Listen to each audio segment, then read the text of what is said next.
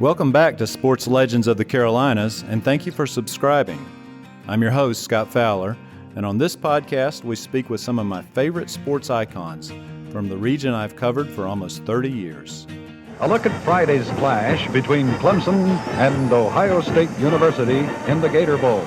This week, I'm thrilled to welcome former Clemson head football coach, Danny Ford. Football is not near as important to me today as it was when I was 30 years old. At 30 years old, it was the only thing in the world. Probably sometime put it before my family, which is wrong, and I know that now. Sometimes it seems like God's got this backwards.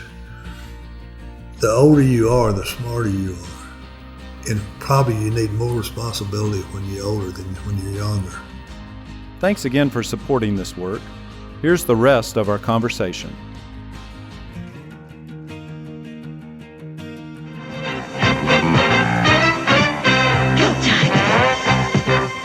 Well, there it was, Danny. A first for you on Friday night as a head coach, and what a job you did.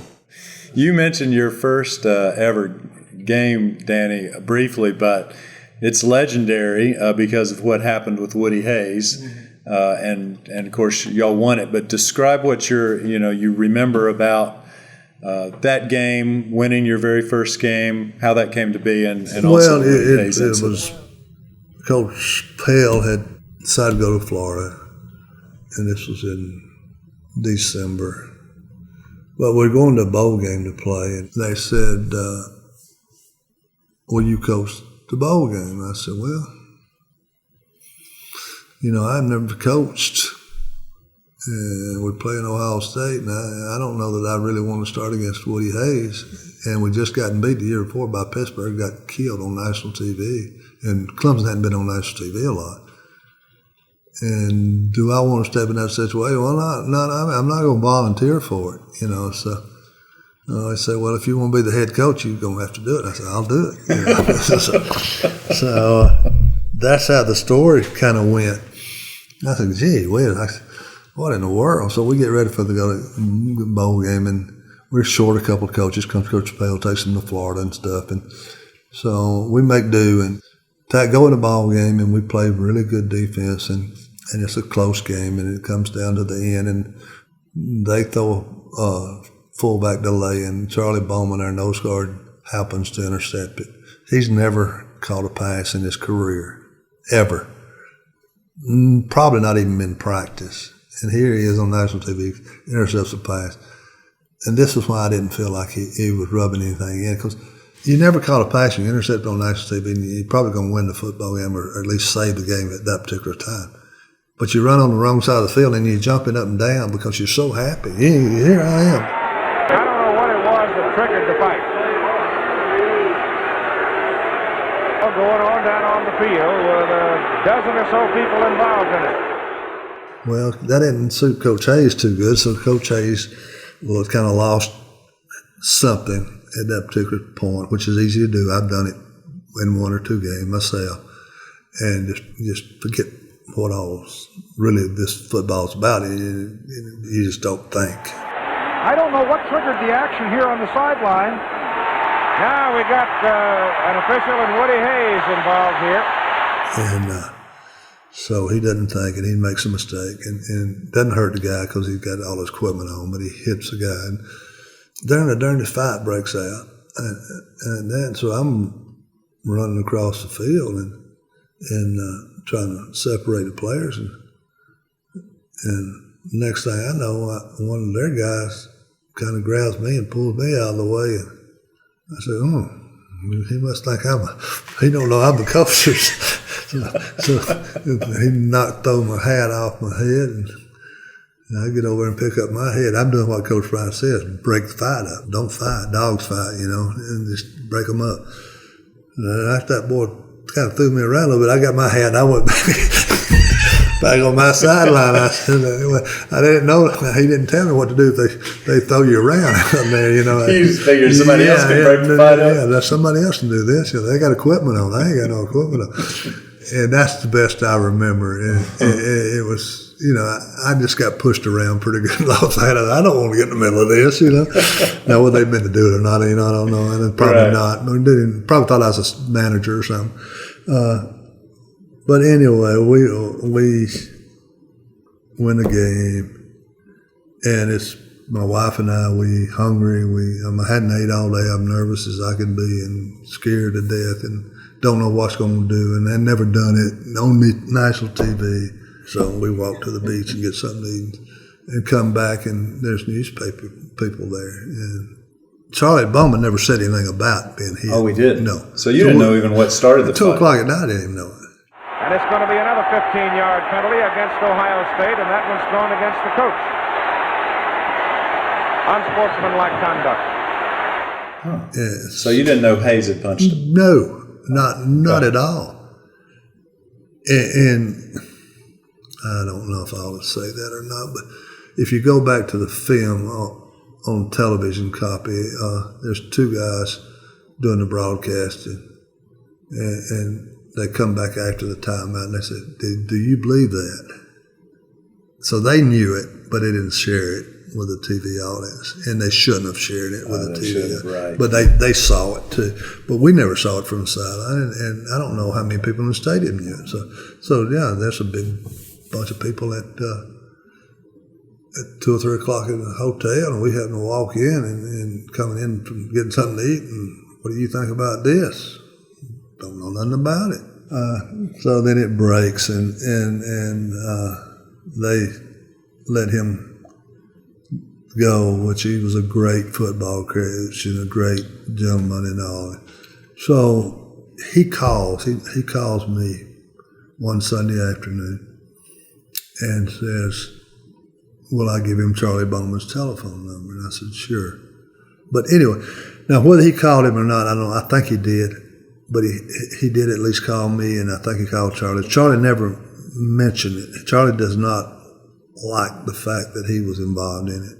We just need to do a good job and get maybe some of them Ohio kids that we can go up there and tell them where Clemson's at. You keep mentioning that. You got a new car to drive up there. Well, I'll tell you, those people at Clemson, they're not ordinary. We don't think our football players are ordinary, and we know they're not. You can't be ordinary and play football, and I don't believe you can be a Clemson fan without being ordinary, and they surprise the devil out of us, I'll tell you that. We haven't talked yet, Danny, about the national championship season. Oh, yeah. Which was, 41 years ago now, amazingly. Long time. What do you remember most about your win to seal it over Nebraska? Well, I grew up watching Nebraska and Oklahoma every Thanksgiving, watching TV, Now we're going to play Nebraska, and they play Oklahoma every year, Thanksgiving, and they go in the bowl game every year, and they got Tom Osborne, and they were a dynasty. In the 70s, they'd won a couple of national championships, I think. Yeah. And, we just got better. We play good, and we're just as good as they are, and we're probably maybe a little bit better than they are. And not when you see your people every day, just like you go to work every day, or these people are listening or watching, go to work every day and see the same people every day and work with the same people, you never realize how really gifted some of them are because you take it for granted they're there every day. Their history is a lot better than ours. We can't be as good as that, but really we are, and we might be better. And you underestimate your people sometimes, and that's a negative. But I never wanted to build our people up too much because I didn't want them to get big-headed. I'd rather have a little chip on my shoulder. I'd rather be a little bit underdog. Clemson was not on the map. Yeah. Where is Clemson University at? And what do y'all do down there? Yeah. So Nebraska was still kind of, where y'all at exactly? What state are y'all in? And, we're at Nebraska. We're the only school in Nebraska. They wasn't being boastful. They were big time, and here little time Clemson, and trying to become big time. And that game helped us become big time. I think that was It's more, even though they've won 2 since and deserving to win 2 and have been an excellent program under Coach Sweeney and their staff and here. The first one is something that's never happened before. It's very special. You got to start. I guess it's like a baby taking his first step, walking. You got to take that first step, or you don't know if you'll ever walk. And I really, when we won that first one, I said, well, that might be the only one Clemson ever wins in their entire history. Thankfully, I was wrong, but that was my thinking. But because there's so many good things that got to happen for you. So many. And you got to be so lucky. You got to be so good. You got to be. I mean, it's not. Golly, and nobody can get hurt. Nobody knows. Coach can't make no stupid call. Nobody can fumble. I mean, it's just so many things that's got to go right, and so many things that you're gonna have control over. Either that's the other thing, and that's what I'm saying. It was just meant to happen. And it happened. I was very fortunate to be where I was at Clemson at my age at that time. I don't think I would enjoy being in all that now. I just coaching at all. Yeah, I don't think so. Why is that? Well, it's too much. Number one, I don't think that players should be paid different amounts of money, and some paid and some not. I mean, number one, that is not equal, not fair. In the NCAA, college football is always supposed to have been about student athletes, which it never really has been, but it's supposed to be, and they've been the head of everything. And then what they say doesn't go no more. There's no rules and no regulations. I mean, and I was an offensive lineman, and my poor offensive lineman, they don't get nothing, and this quarterback getting $2 million. I might miss a block or two, People could care less what I think, but I don't know if it's gonna. For the United States of America, if some leadership don't show up, this country's in bad shape. And if we ain't got no better to choose from than what people's running right now and the leadership that we got, there's somebody that's a better leader in this world that can keep the United States straight. Somebody can keep this college football straight. Now, who it is, I don't know. But if it's now 10 years from now, I'm not sure there's going to be college football. Really? I mean, why would they be when half the teams can't compete? Or it might be club ball, but I don't necessarily see college football being as good as it's going to be. Number one, you're going to price yourself out of tickets. Very few family people can go to games like they used to. It used to be a family affair. You take your kid. You'd have to spend $2,000 or $3,000 a weekend now to go to ball. Gas like it is and stuff. And you pay for your seats, you pay for your parking, you pay for get something to eat, get something to drink. Your hotels, you got to stay 2 days minimum now, not just 1 day. To belong to the club, you got to pay $25,000, $20,000. Next thing you know, you done bought the school. I wanted to ask you before we forget, and we're still on the 80s a little bit, but tell me what it was like coaching Refrigerator Perry. Oh, just when he first got here, just a super young man. I mean, he still is. He's gone through a lot of tough times here right now, and this time of his life right now, especially. But back then, he was just happy-go-lucky, super nice young man. Wasn't as big as he was going to get. Could dunk a basketball, could do a flip and a half off a wooden diving board. Just a freak of an athlete, and he was quite fun to be around, and just a dominant player. You never handed him off the ball, did you? Early in his career, he got married. So married students and didn't live in the athletic dorm. They lived in apartments. So his being married. We had very few kids being married back then, but we wasn't around them. You know, when they finished, they had family. When these other kids finished, they didn't have no dorm and football life. I mean, and when you married and you got responsibilities, and you go home to your wife, and you got those responsibilities too. There's two people instead of one. So that part of it, I wasn't seeing him as much as some of the other guys, but I mean, on the football field, they'd send me a report or something.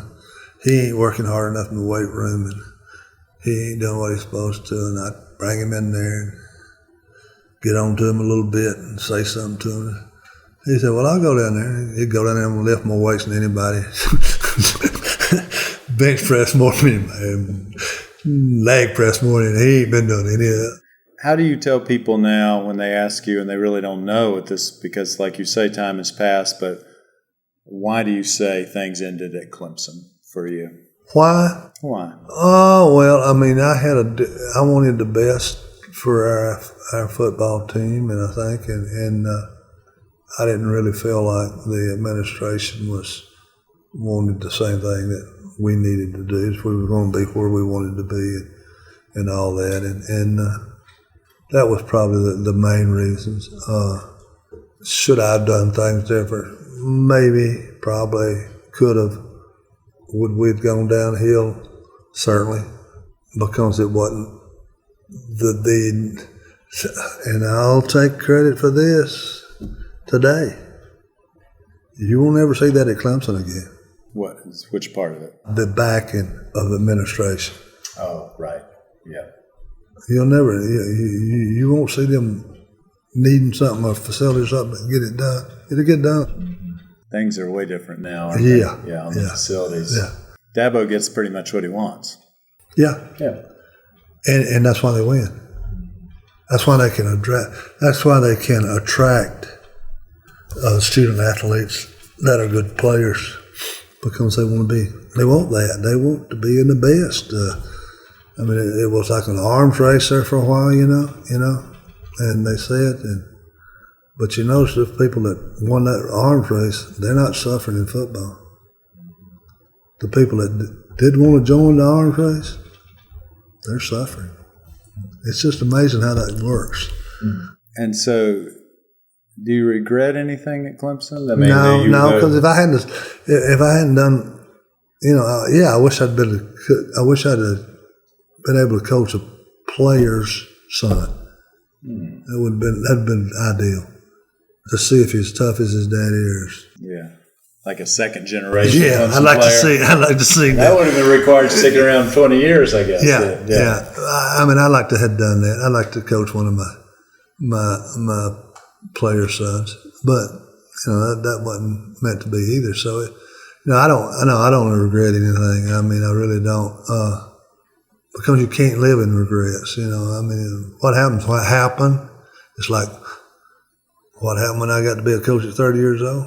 How do you explain that? When we had a guy in our staff meeting that already won a national championship as a head coach. Who was that? Mickey Andrews at a smaller school in Livingston in North Alabama, and much more prepared to be a head coach than I was. I got shoot, I'd be, if the next life is as good as this one, and I know it's going to be better, then, man, that's heaven can't wait. Last thing, I guess, it just you ended football at Arkansas, 5 years there, and then I think you were 50 when y'all broke up. You and Arkansas were roughly about that age. It was 97. I know. You got that's 49, 50, but never coached again. And what do you attribute that to? Did you want to coach again? I know there were an opportunity at East Carolina, I believe, maybe some others. Well, I had to farm, and had kind of reestablished myself here. I had a young son and some daughters. I mean, older, but still young enough to have to need their daddy. Football is not near as important to me today as it was when I was 30 years old. At 30 years old, It was the only thing in the world. Probably sometime put it before my family, which is wrong, And I know that now. And if I could go back, instead of sitting over there and saying, well, I'm going to outwork somebody, so I'm going to go to work at 7 o'clock and I ain't coming home to 12. Well, if I'd used my time a little bit better, I might could have came home at 8, And them kids might have saw me before they went to bed. Well, now, see, I ain't got to beat nobody now. My life's a lot more simpler.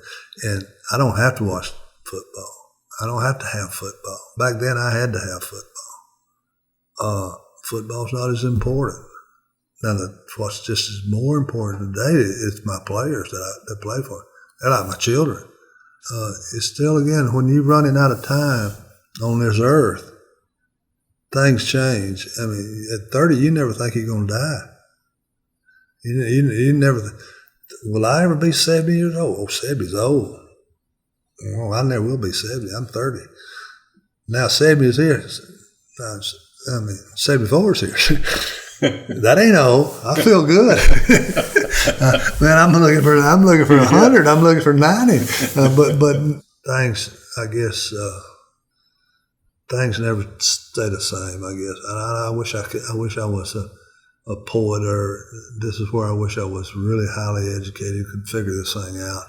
Of why do things change in your life and perspective of what you believe in and what you do, but you still got your core value of how you were raised. That's why I was very appreciative of where I came from. To back up, but you were from Gadsden? Is that what it was? Yeah. And what you mentioned, your dad punched the clock. What did he do? He worked at Goodyear. My daddy quit school probably in the 4th, 5th grade, which everybody did at his age. He was 40 when I was born, and mother was 38. And mama had quit school too, and because that's what they did. And daddy worked in a cotton mill. Daddy worked at a steel plant, and he worked 37 years at Goodyear. Nothing but a plant. Lived in a mill house. I mean, did all that. But we didn't know any better. We thought we had it better than most people. Mm-hmm. And we had money in the cabinet. If you need money, get money out of the cabinet. But don't get nothing you don't need. I mean, that's just. I had clothes. We didn't have a 2-bedroom house. I mean, you just did things that you thought was normal back then because that's what you had. That's what everyone did. Yeah. Daddy came home from the plant, and you worked in the garden. Where you played sports. I chose sports. That's why you played more than one, right? And I played baseball, and I played basketball, and I played all year round because if you came home, you worked. Daddy worked you. It wasn't we'll watch TV. I mean, we had a window fan, and we had an air conditioned window unit later on, and we had a black and white television for a long time, and then we had color TV, and man, I had a great life. I've always thought I've been loyal. Never tried to hurt anybody on purpose. I'm sure I have hurt people and sure said the wrong thing. There's a better way than I used to do it. You never think of what you do and how you say things that you could say them differently and get the same results. But when you're young, you don't think. You don't have. I guess the thing about getting old, you have more time on your hands that you can think about things that you would have done differently. And you said. Regrets, yeah, I have regrets in the fact that I'm rambling a little bit, but I just wish I had been. Sometimes it seems like God's got this backwards. The older you are, the smarter you are, and probably you need more responsibility when you're older than when you're younger. And He gives you children when you have to work your butt off to provide for them. He gives you grandchildren, which you love, when you can take care of them and want to be around them all the time, Right. And I know He got a plan of what He did and why He did things, and I just hadn't ever figured out everything that is at this particular point. But as I grow older, I'm learning more about it. You sound like you've learned a lot to me. Well, like I told you about them vegetables, growing them in the greenhouse. I know how to prune a cucumber and zucchinis, and up to this year, it's took me 73 years to learn how to do that. Well, there you go. So I learned something this year, and as long as I feel like I'm learning something, and I think I'm doing pretty good. I just don't want to quit learning. Well, this has been a remarkable conversation. It's been fun, and it's fun to go back. It's just like probably going to a wedding or something. You really don't want to do it, and you don't want to go because you got to dress up and you got to get cleaned up, and you can't just wake up and do what you want to. You got a day plan. But once you get there, it's fun. We're your wedding today. Well, all right. So, I mean, anything you got to go to. You just, I know what you mean. I really don't want to do this. Why not do this? Why do I want to do this? Yeah. But after you do it, you say, well, I'm glad I did it. It's good guys. Maybe it'll help them. Maybe people will get something out of it. And maybe I can affect somebody through this. And they'll not make the same mistakes I made. So, good work. Well, that is Danny glad you're Ford. doing your job. Thank you again for subscribing and supporting local journalism. I'm Scott Fowler, and this is Sports Legends of the Carolinas. This show is produced by Jeff Seiner and Cotta Stevens, and the director of audio at McClatchy is Davin Coburn. For lots more content and to continue supporting this kind of work, please visit charlotteobserver.com/sportslegends and consider a digital subscription. Connect with me on Twitter at Scott_Fowler or by email at sfowler@charlotteobserver.com. And don't forget to subscribe, rate, and review wherever you listen to podcasts.